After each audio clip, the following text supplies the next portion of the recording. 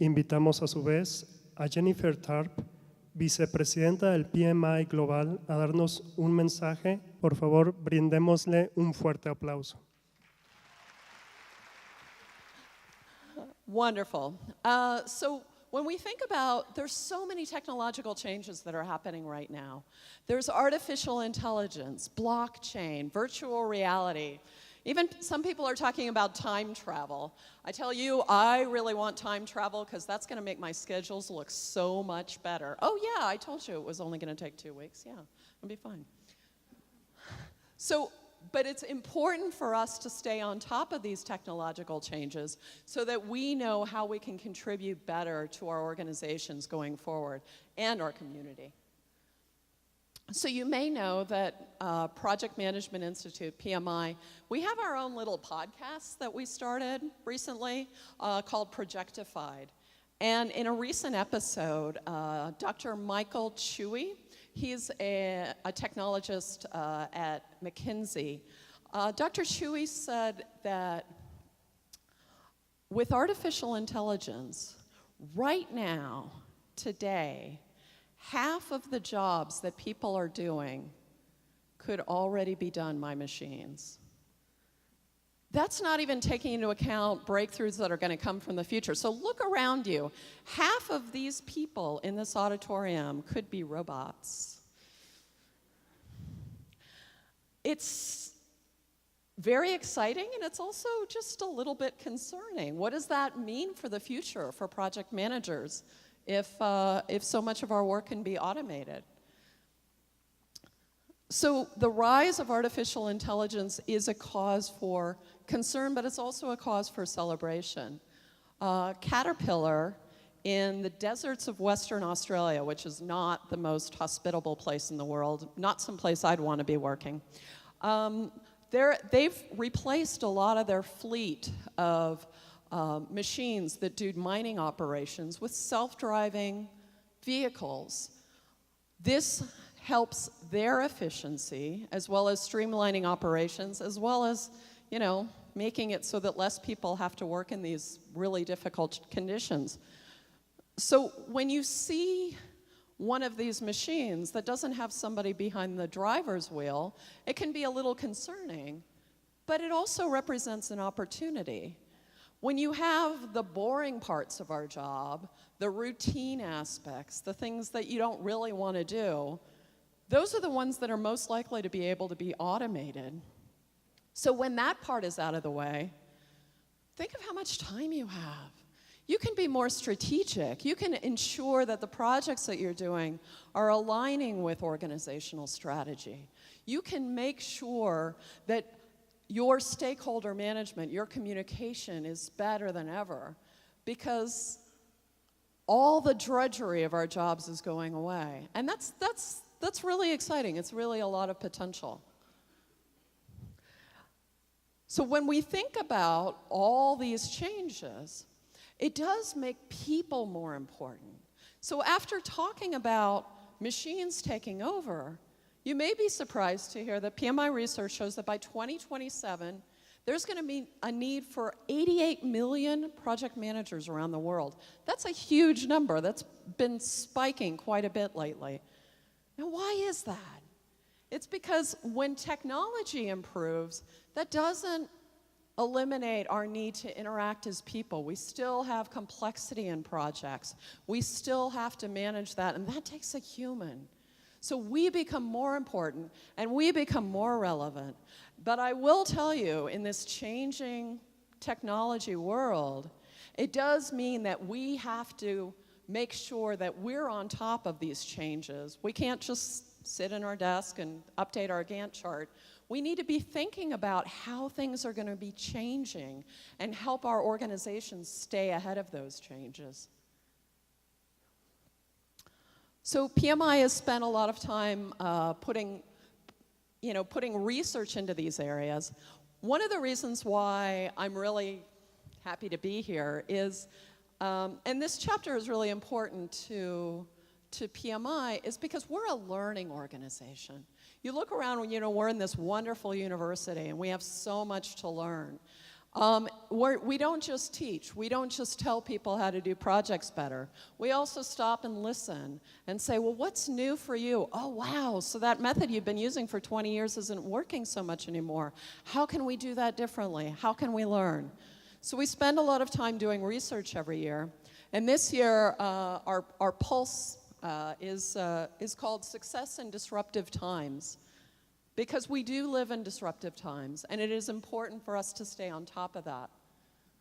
So I'm going to highlight some of the elements of our research today, but know that if any of this is interesting to you or you want to learn more, all of this is freely available on the PMI.org website. So feel free to look it up and see pretty charts and all that sort of thing, and have conversations with your boss. I'm reminded of how critical that our work is as project managers when I see these numbers on waste in projects. Waste is a terrible thing. Right now, about 10% of all the money that's spent on projects is basically thrown away. Now, if you think of $1 out of every $10, that's no big deal. But that's $99 million out of every $1 billion. So, you know, you work the right way and it starts to get pretty scary. And if you look on an annual basis, we're talking about $2 trillion is wasted on projects every year. That's the GDP of Brazil. That's insane. So even though that number is 27% better than it was just a few years ago, we have to do better. We have to make sure that we cut out this waste in project management. So we try to figure out how to do that, and one of the ways that we do that is we divide organizations into what we call champions or underperformers. Now, champions are those organizations that 80% of their projects are completed on time, on budget. They do a really good job. You know, not everybody's perfect, but you know, they're those organizations that everybody would love to work for, that are really consistent and really deliver, and everybody looks at them and says, wow, they're doing it right. And then underperformers are kind of the other side of the scale, and we won't talk too much about them. But we can learn a lot by looking at those champions and understanding what they do differently from the rest of us, and try to figure out how to apply that in our organizations. So there are 3 things they do much better than the rest of us. First, they manage scope a lot better. They also ensure that they have engaged executive sponsors, and they support the entire value delivery landscape. Now let me talk about each of those in turn. So when we think about engaged executive sponsors, this might not come as a huge surprise to you. Why? Because we've been doing the Pulse of the Profession research every year, and every year, engaged executive sponsors is the #1 way that you can be successful in a project.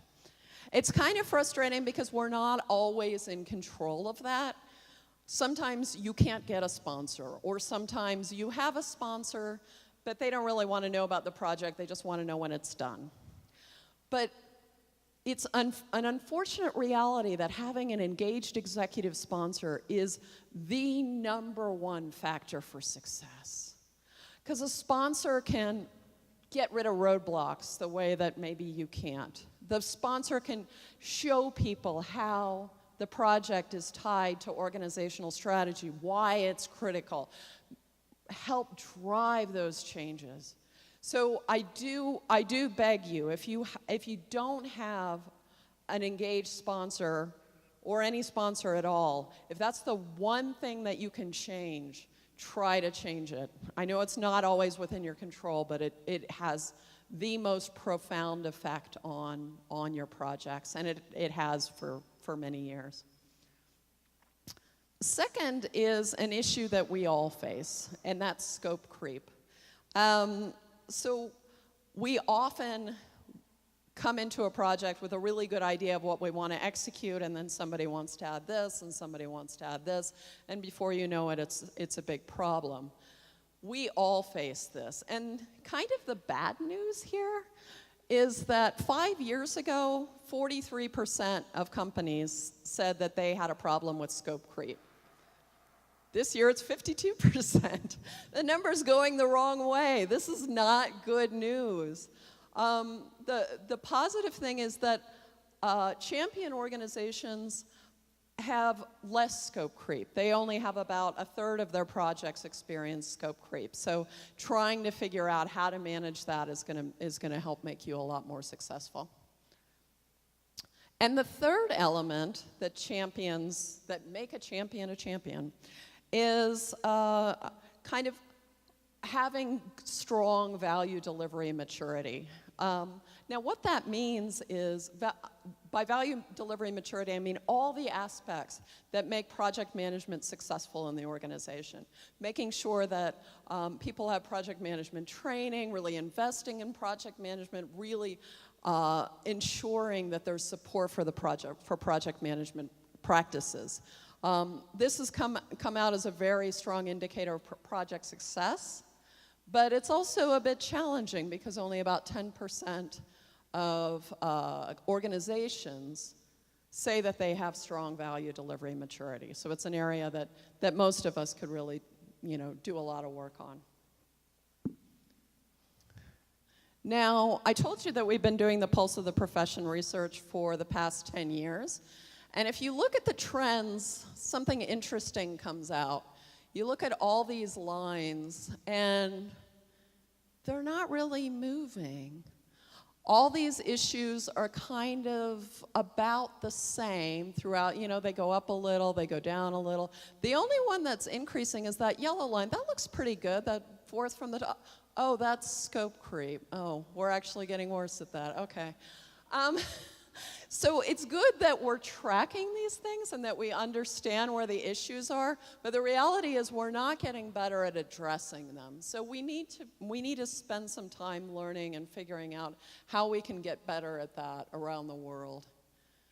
So now that I've made you a little sad, I figured we can talk a little bit about the future and about some insights that we're developing.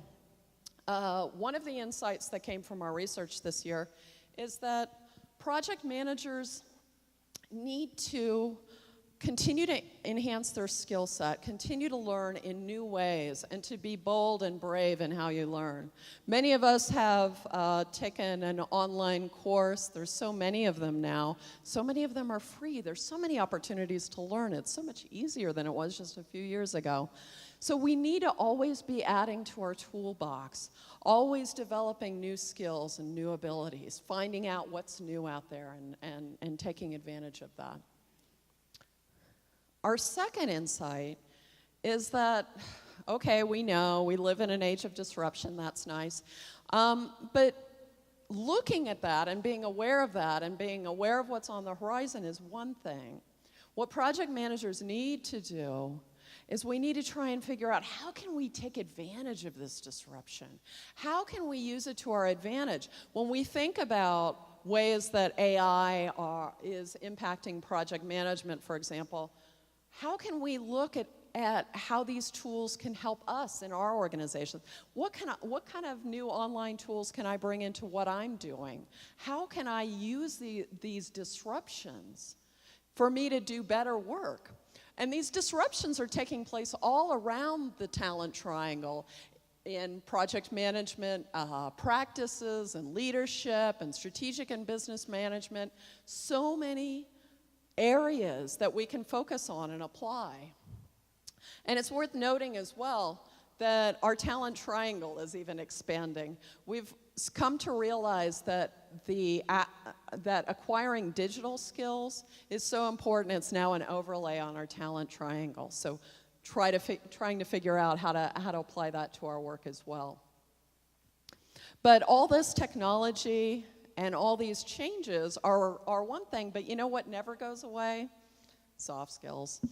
And as we rely more and more on technology, as those aspects, the technological aspects of our projects are starting to be able to be taken over by bots and other technologies. It only makes it more important for us to have those communication and leadership skills, to have emotional intelligence, to keep upping our game when it comes to our soft skills. 4 in 5 leaders are saying that soft skills are actually more important now than they were before. There was a recent PM Network article where they interviewed a project manager from IBM Guadalajara. He might be in this room. And that project manager was saying that right now, it's much more important to come in with leadership skills and empathy skills and communication skills than it is to have any kind of information about Agile or anything like that, because skills can be taught, but leadership and communication is much, much more challenging. So it's incumbent on you to really take the initiative to try to figure out how to develop these, and it's a lot harder. Well, that's an interesting slide. Oh. It wouldn't be a conference without some kind of technical difficulty. Our third insight is that we are continuing to build the value delivery landscape with lots of different methodologies. So from predictive to iterative, incremental, agile, hybrid, to next practices. You may have the best car in the world. Maybe you drive a Mercedes-Benz or a BMW or something really impressive that I don't have. And you know that the best way to get from here to there is to take your beautiful car and to drive down the road and you'll be wonderful. But at the same time, you sometimes need to go across the street to your sister's house. And you're not going to get in your car to do that. You need to find the best tool for the job, and sometimes the best tool for the job is your feet, or a bicycle, or a bus, or a taxi. So it's very important. You may be in an environment where we think, oh, Agile, that's something that software companies do, that's something that other companies do, that's not for us. But this is a tool that you can use. I've talked to engineers at Boeing who make airplanes, and they do all their development using Agile now. You wouldn't think that that would be the case, but they're able to do so much prototyping that by the time they get a screwdriver out, they already know exactly what they're going to do because they've worked it all out on computers. So it's an amazing, fascinating world in which Agile can be used in so many different ways. Skyscrapers, too. Pretty amazing. So as we work towards next practices, we put out a publication that talks about some of these next practices as well. There's a few that I'd like to highlight. And next practices kind of go beyond our current best practices. It's things that we see on the horizon or we see people adopting in great numbers that haven't been adopted widespread yet. So it's a way for you to maybe leverage that and bring that to your organization. So the first one I want to talk about is design thinking. Design thinking, I think, is one of the most exciting developments I've seen in the way that we work. Design thinking is all about empathy. It's all about really understanding your customer and what they need. We've always been very good at saying, oh, okay, well, our customer is, a 34-year-old woman who lives in a forest and, whatever. But no, we need to put our minds and our hearts inside the customer in order to understand what is it that they really need? What are their pain points? What are their challenges? How can we deliver what they want before they even know what they want? How can we communicate that? It's a very exciting prospect. Let me give you an illustration. So GE Healthcare makes MRI machines and X-rays and so forth. And if any of you have gone through like an MRI, one of the worst things is you have to lie there and be still sometimes for 45 minutes. Well, imagine you have a 5-year-old child. That's a real problem. So for a while they would like try and restrain the child, you know, because they get fidgety and they don't want to sit there and everything else. So what GE engineers started thinking is, how can we make this a different kind of experience? How can we eliminate the fear that is natural for somebody to have going into this environment, especially if they're a child and they don't really understand what's going on? And so what they did was put themselves in the mind of a child. Okay, I'm a little kid, this is how I feel, and this is the experience I'm going through. How can I make this something that I can engage with and something that I can understand and support? So they've built entire themes around their MRI machines for, like, you're going on a trip to outer space, or you're going to go undersea and explore the oceans. And they build this whole idea that makes the child's imagination filled with joy instead of fear. To create those kind of emotions in another person really connects them with your product and really gets you to the point where they are bought into your dream and what you're trying to accomplish. So a designer in Silicon Valley said that design thinking is basically making it so that somebody just doesn't want to walk away from your product. You're making it impossible for them to not buy it. So it's a really fun way to go through life. Another development that we're seeing as a next practice is DevOps. Any of you here work in DevOps environments or have experience? Rocio, you don't count. Great, wonderful. DevOps is also interesting because DevOps is all about empathy. I've worked in a lot of software organizations, and the tradition was, you know, an engineer goes and does some coding, and then they throw it over the wall, and then somebody else has to deal with it, and that's nice. DevOps is moving development and operations together. So the people that develop something also have to support it. So that makes it so you're going to make what you create more supportable. It's really nice because it also includes being really close and one-on-one with your customers, and, you know, works through that whole empathy thing, not just on your team, but outside your team to your customers.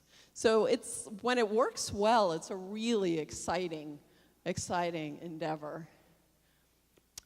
And the final development I wanted to talk to you about is cognitive computing, which is kind of a branch of machine learning, and it's a lot like the plot of many Hollywood movies where you get machines that start mimicking the operations of a brain. There's so much we don't understand about how our brain works, but by feeding lots and lots of information and giving a computer the ability to recognize patterns, to find new patterns, and to develop the way that a brain comes to conclusions. It's a very exciting branch of learning, and one that we should be taking advantage of as we move through things. So I wanted to emphasize to you that as you think about these developments, there's a lot of different places where you can get more information. One of those places is definitely PMI. I know that most of you are members, and that's great, but definitely keep in mind we try to have a lot of thought leadership. We try to have a lot of ideas of how these different changes can impact you. So articles, blogs, podcasts, as well as many other materials, certifications and trainings and that sort of thing. Because we want to help you. We want to help you get there. So I want to return to the idea that what we do is we empower people to make ideas a reality. So it's not just us making ideas a reality. A lot of times we're driving teams. We're helping them make their ideas a reality. So I wanted to see, I find this so important that I wanted you to help with my learning and help me say this in Spanish. So I need you to say it along with me, and I will murder it, so I'll stand away from the mic. Empoderando a las personas para hacer de las ideas una realidad. That's what you do. It's great. Make this a part of who you are, because it's very important that people understand we're not just people that do meeting coordination and keep schedules. We are the people that make it happen. It's so exciting. So when I look around the room, there's a lot of you in that you have your own personal missions. You have your own things that you're trying to accomplish. And it's wonderful that you're all here, and it's wonderful that I wanted to thank you for your contribution to the profession, and you are making a difference. You are making the change happen. You are part of PMI's future, and you are part of your organization's and your community's future. There's so much that we can do, and I'm just so excited to be a part of it. Thank you so much for your time today. I have a couple minutes to take questions if anyone has any questions. Let's go on to the future.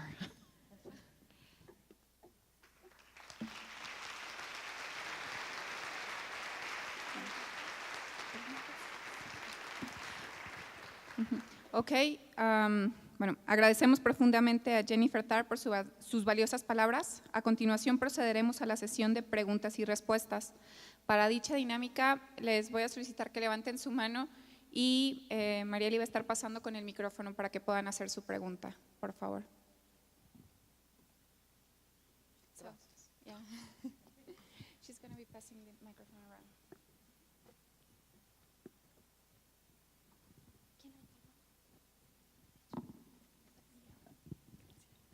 Hi, thank you. It was very inspiring. And my question is about the scope creep, increasing trend.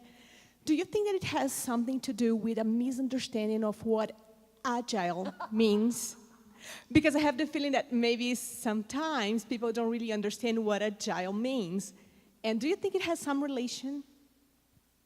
The reason I laughed so hard is because the work I do for PMI is like all the chapter leaders here, is my volunteer job. I also have a real job.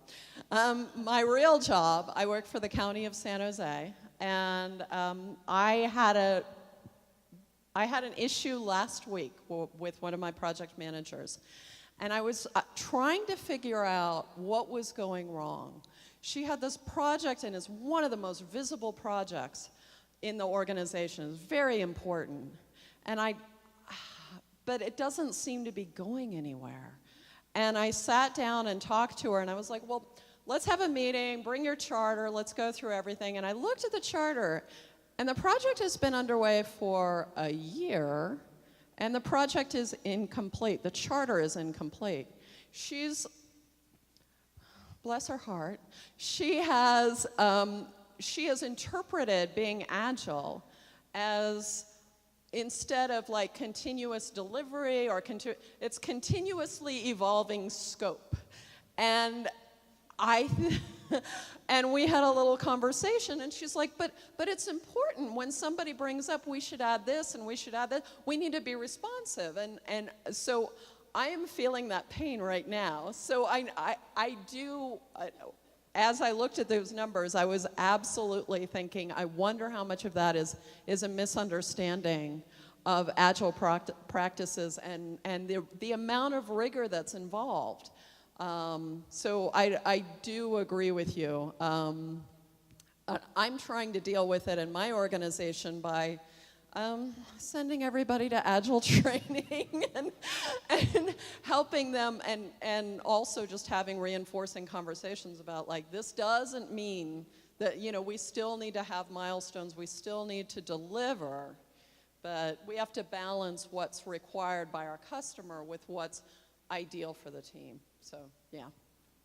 Thank you. More questions?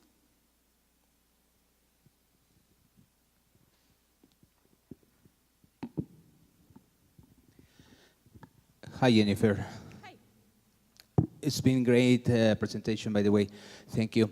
My question is with something you were mentioning that I think is very interesting. With the advent of machine learning, artificial intelligence, and these, new software algorithms that can learn or make computers learn from their own mistakes, just like we do, the human being. So what is exactly the challenge you see for the project management profession in near future? You've definitely identified an ongoing issue in artificial intelligence and machine learning. It's something that, all the organizations that are investing in this are identifying as ongoing issues, that the bias of the person that's entering the data gets introduced into how the data is processed, so the results reflect the bias of an individual. I am very optimistic about this. I think of it like a Wikipedia page. The first time a Wikipedia page is made for the city of Guadalajara, it's missing a lot of important pieces. But other people will contribute and say, oh, what about our culture? What about our, our geography? What about... So I do think that in most organizations, as long as, if the data set is contained and not made open and shareable, then I think that there's much bigger risk that these biases will stay in the program. But when people can examine the data, examine the information that's going in and the assumptions going in, most people are going to want to try to address that. So I think that those issues will manage themselves out over time. But yeah, in early days like now, yeah, we're having a lot of, we're seeing a lot of problems with that. So yeah, it's a good point. Somebody else?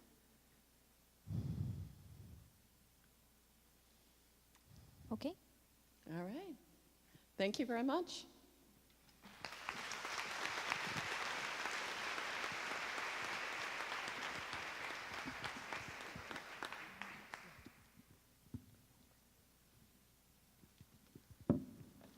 Thank you very much, Jennifer, for sharing your experience and valuable knowledge with us. For that, please receive a small present from our sponsor from the hands of José Luis Gómez, President of the PMI Chapter Jalisco.